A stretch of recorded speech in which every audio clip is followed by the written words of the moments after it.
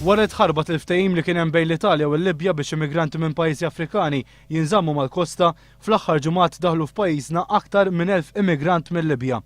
Malta qiegħda tqis din is-sitwazzjoni bħala kriżi serja u qed titlob għal solidarjetà mill-Unjoni Ewropea. Madankollu l-Kummissjoni Ewropea għadha ma daħlitx fis-seħħ il-mekkaniżmu ta' burden sharing.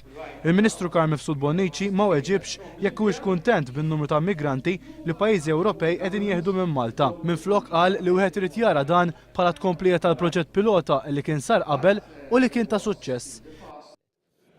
In-nies li qegħdin jitilqu minn hemm u qed jiġu Malta għandna nipprovdulhom l-istess mekkaniżmu li pprovdejnilhom taħt il-proġett pilota. Allura x'qed jgħidu? Qed jirrikonoxxu li dak ħadem. U imnalla dan sar li kieku ma kienx hemm il-patt tal-immigrazzjoni, dan il-proġett qatt ma kien isir. Mur saqsi fl-Unjoni Ewropea, diversi pajjiżi jgħidulek li ppruvawa u ma rnexxilhomx.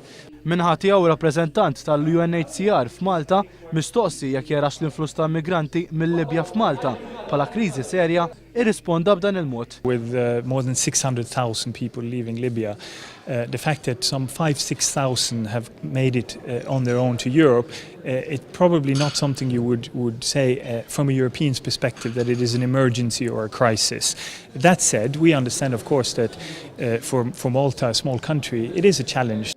Minnaħa tiegħu Michael Falzon kellem ewlieni laburista l-intern qal li pajjiżna għandu jkun ibes mhux mal-immigranti iżda mal-politiċi. Idu nkunu b'saħħitna fix-xena politika mhux mal-immigranti biex naraw li fl-aħħar mill-aħħar anke l-interess nazzjonali ta' pajjiżna mingħajr ma naħarbu minn dak li nistgħu nagħmlu mal-interess nazzjonali nħarsuh ukoll.